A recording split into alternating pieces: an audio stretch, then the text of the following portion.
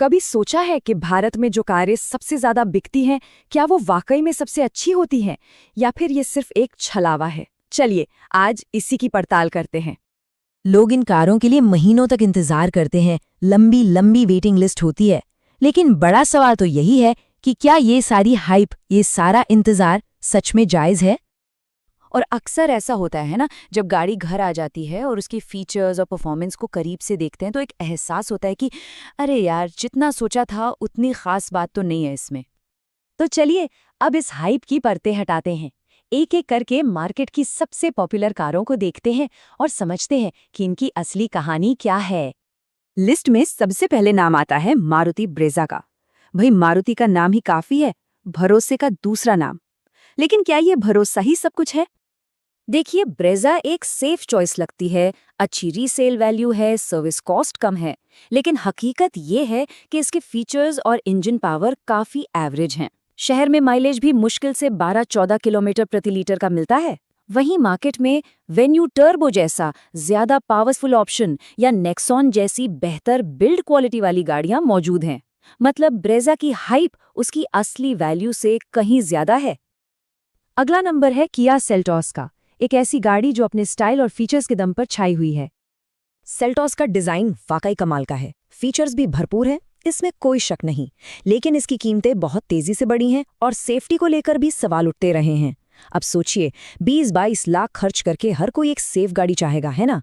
जबकि इसी कीमत पर हैरियर या XUV 700 जैसे मजबूत और सेफ ऑप्शन मौजूद है। और अब पेश है हाइप का असली बादशाह, टोयोटा फॉर्च्यूनर। ये सिर्फ एक गाड़ी नहीं, ये एक इमोशन है, एक स्टेटस सिंबल है। सड़क पे इसका रुतबा ही अलग है। फॉर्च्यूनर की कीमत 55 लाख तक पहुंच गई है। लेकिन हैरानी की बात यह है कि इसमें आज भी वो मॉडर्न फीचर्स नहीं हैं जो 20-25 लाख की एसयूवीज में आराम से मिल जाते हैं। मतलब साफ है, लोग यहाँ फीचर्स के लिए नहीं, सिर्फ ब्रांड के रुतबे के लिए पैसा दे रहे हैं। और यही बात इसे पूरी तरह से ओवररेटेड बनाती है। चलिए अब उस कार की बात करते हैं जो कई लोगों की पुरानी यादों से जुड़ी है, होंडा सिटी। एक जमाना था जब ये भारत की ड्रीम सेडान हुआ करती थी। लेकिन अब जमाना बदल गया है। आज का बाजार एसयूवीज का है। सिटी का ग्राउंड क्लियरेंस भारतीय सड़कों के हिसाब से थोड़ा कम है और सेडान्स की घटती डिमांड की वजह से इसकी रीसेल वैल्यू पर भी असर पड़ा है। इसकी हाइप अब काफी हद तक इसकी पुरानी यादों पर ही टिकी है। और अब बात करते हैं मार्केट के बेताज बादशाह, हुंडई क्रेटा की। ये भारत की सबसे पसंदीदा एसयूवीज में से एक है, लेकिन इसकी यही जबरदस्त कामयाबी शायद इसे थोड़ा महंगा बना रही है।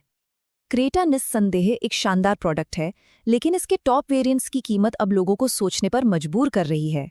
क्योंकि अब मार्केट में ग्रैंड विटारा हाइब्रिड जैसा बेहतर माइलेज वाला ऑप्शन भी है और टाइगून या कुशाक जैसी मजबूत बिल्ड क्वालिटी वाली गाड़ियां भी हैं। ऐसा लगता है कि क्रेटा की लोकप्रियता ने ही उसकी कीमत बढ़ा दी है, जिससे वो थोड़ी ओवररेटेड महसूस होने लगी है। तो सवाल ये उठता है कि जब इतने बेहतर विकल्प मौजूद हैं, तो लोग फिर भी इन ओवररेटेड कारों को क्यों खरीदते हैं? इसके पीछे कुछ गहरे मनोवैज्ञानिक कारण हैं। पहला कारण है ब्रांड पर आंख बंद करके भरोसा करना। दूसरा, रीसेल वैल्यू का जुनून कि बेचने पर अच्छे पैसे मिल जाएंगे।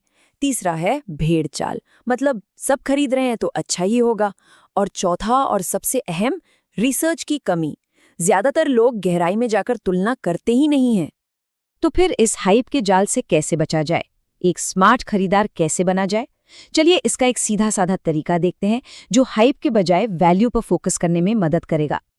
देखिए, दो तरह के खरीदार होते हैं। एक होता है हाइप बायर, जो सिर्फ ट्रेंड, भीड़ और ब्रांड नेम के पीछे भागता है। और दूसरा होता है स्मार्ट बायर, जो नंबर्स, फीचर्स और असली वैल्यू का विश्लेषण करता है। तो अगली बार कोई भी कार फाइनल करने से पहले इस चेकलिस्ट पर जरूर गौर करें। उसकी सेफ्टी रेटिंग क्या है, असली दुनिया में माइलेज कितना देती है, गाड़ी की बिल्ड क्वालिटी कैसी है, और सबसे जरूरी, क्या कीमत के हिसाब से उसमें वाजिब फीचर्स मिल रहे हैं। इस पूरी बातचीत का सार यही है, हमेशा याद रखें, अपना फैसला शोर शराबे और हाइप को देखकर नहीं, बल्कि नंबरों और तथ्यों के आधार पर करें। एक स्मार्ट फैसला लंबे समय तक सुकून देता है। अपनी मेहनत की कमाई को हाइप में नहीं, बल्कि असली वैल्यू में लगाइए। यही एक स्मार्ट खरीदार की सबसे बड़ी पहचान है। तो आखिर में ये एक सवाल है जो हर किसी को खुद से पूछना चाहिए। अपनी अगली बड़ी खरीद के लिए पैसा हाइप पर लगाया जा रहा है या असली वैल्यू पर? इस पर जरूर सोचिएगा।